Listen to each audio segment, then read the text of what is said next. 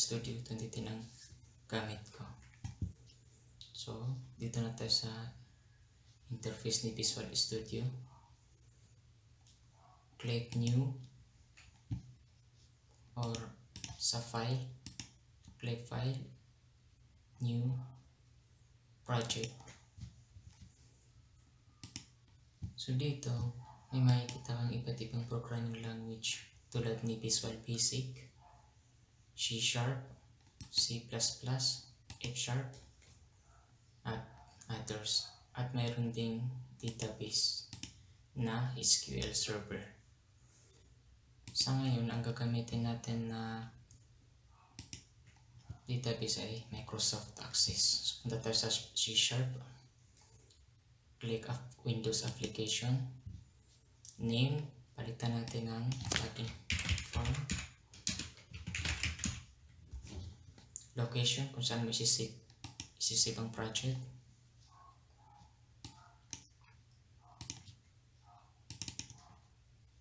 Visual Studio, select folder and click OK. So, dito na tayo sa interface ni login form. So, ito ang toolbox. At ito naman ang properties. At Server Explorer kung saan siya nagpo-process sa connection sa database. So, punta tayo sa toolbox. Kung wala itong mga toolbox at properties, punta lang kayo sa view at click nyo lang yung Server Explorer, toolbox. Simulan natin. Click text box, click arrow to resize, adjust, and copy paste natin, Ctrl C and Ctrl V. Pwede ka rin mag-add. So add tayo ng button. Change natin ang text, pangalan, at end, and select all. Add tayo ng label. Change natin ang text to username. Add ulit. Change natin ng password.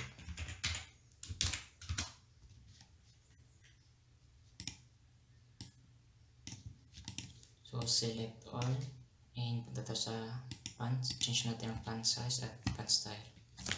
Times New Roman and 11 regular. So, mayroon na tayong login form.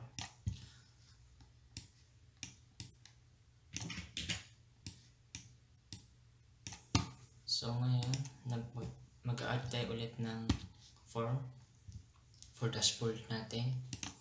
Punta sa Solution Explorer, click Login Form, right click, add new item, and Windows Form, and change to dashboard.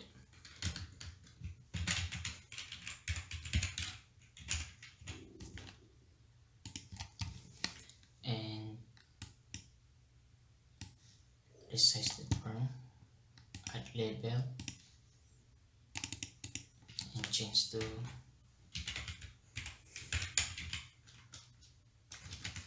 welcome. Change fonts 36. Okay na yan. So, tapos na. So ngayon meron na tayong form 1, form 2. Ang form natin for login form and form 2 for dashboard.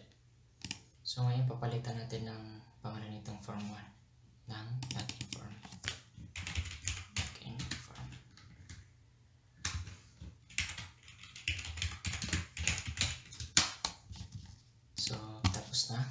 Ngayon, maggagawa tayo ng access database. Search nyo lang access, then open. Click lang database and change name to login. Then change location. Saan you save?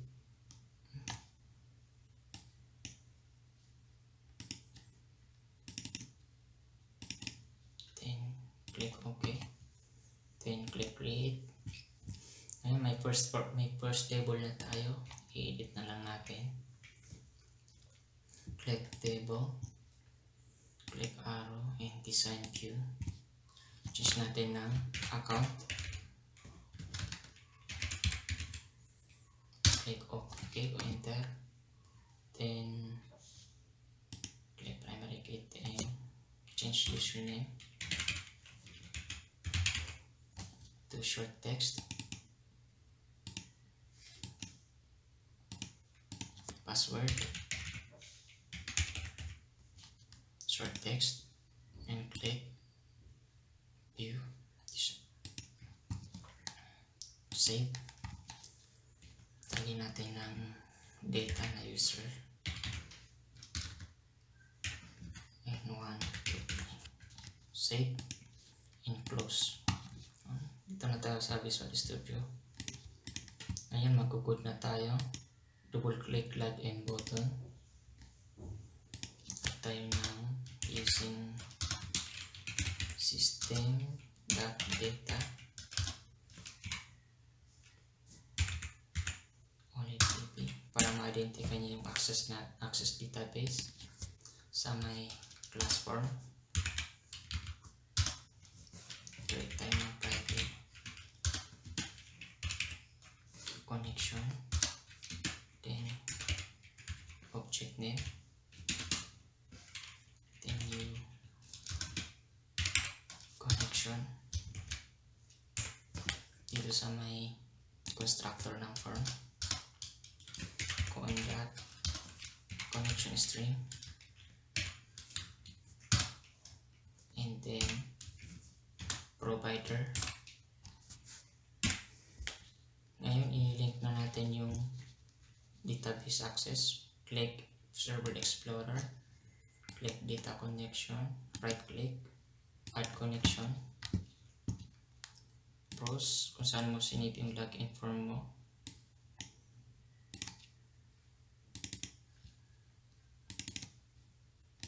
Click Open, test connection natin, succeed. Click Advance, select all provider, right click, copy, cancel. So copy paste. Ayan, nandiyan na. And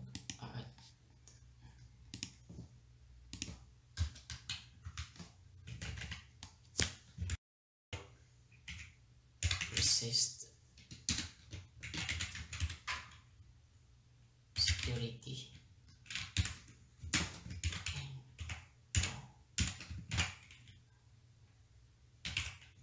false.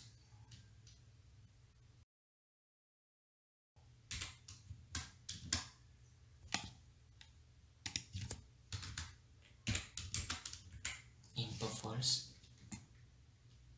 So kaya na. And balik tayo sa design. Double click.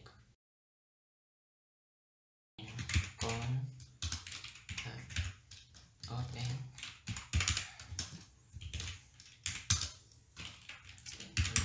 Command.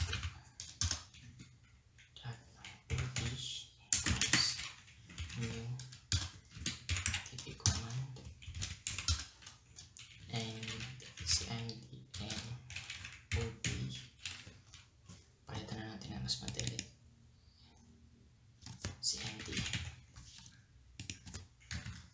cmd dot connection equals com.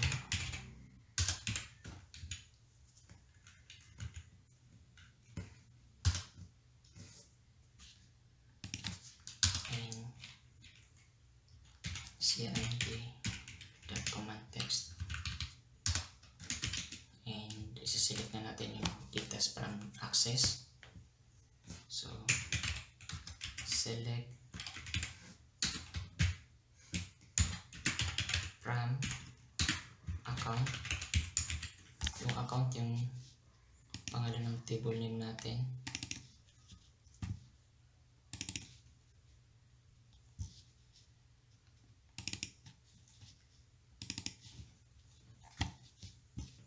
Ito.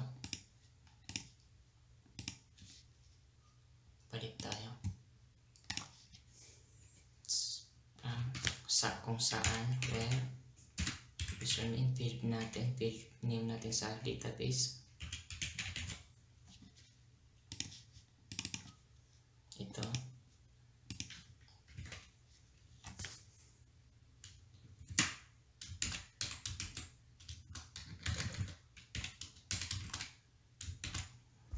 Text box 1. That text.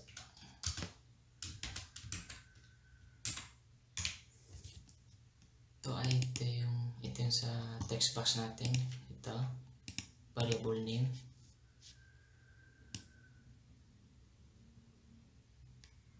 Text box. And password. Field name natin. Text box 2.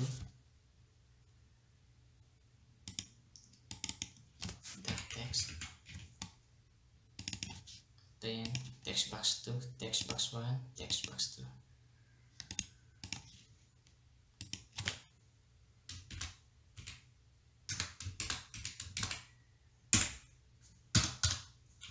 And then, ito yung adapter. OR in cmd.execute adapter. Mali ito. Reader data reader and execute.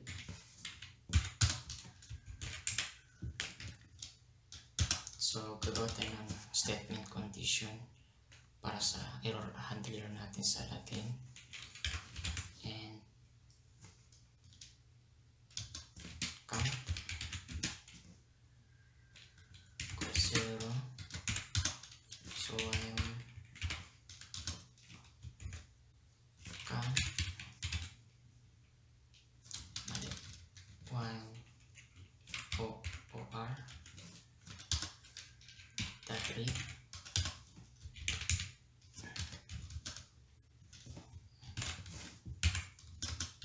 so count equals count plus 1.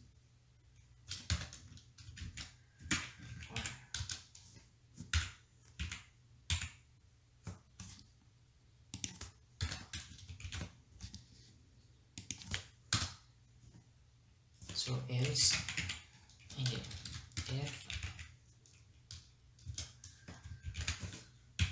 count equals 1 double end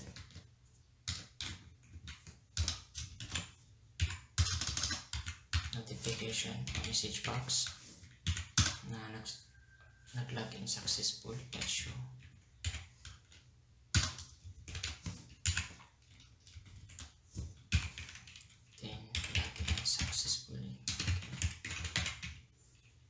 Successfully, then success message at bottom message box bottom okay, then message box that icon that info. So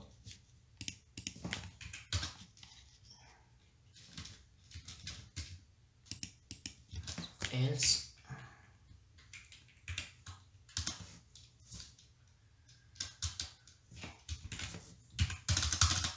copy na lang natin itong message box na to. Change natin ng incorrect password. Correct username and password.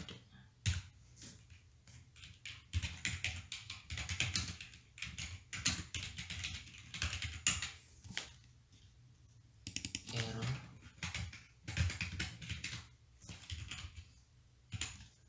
Then that error. So ngayon, tapos na yung coding natin. Titest na natin.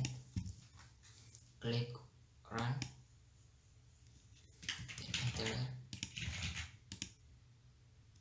Yun. Okay na. Incorrect username and password. So i-type natin yung ito. Username natin ay user. Password natin yung 123.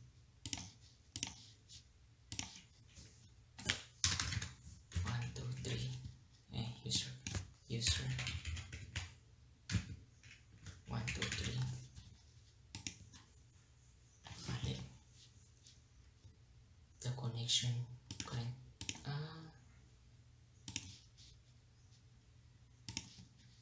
Okay.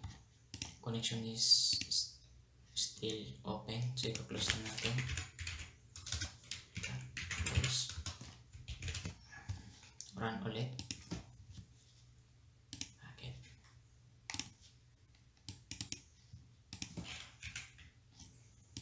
Run or click F5.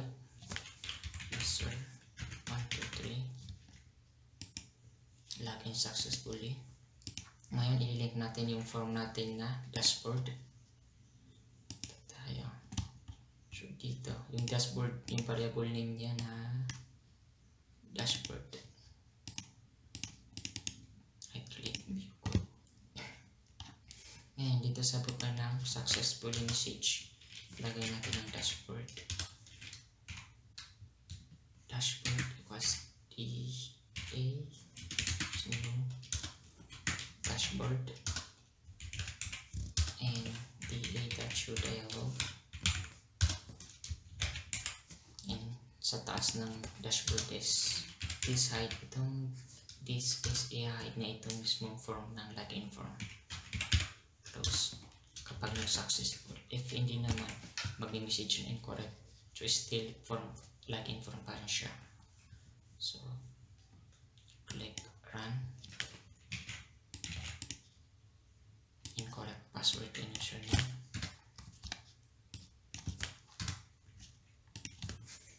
User and 123. So login successfully. Okay. Bakit? This close pala. Dapat hide. This hide. So run ulit. User 123. Yung ibig sabihin ng close, i-close na lahat ng form. So if hide, yung pinili mo lang na form ang i-hide niya.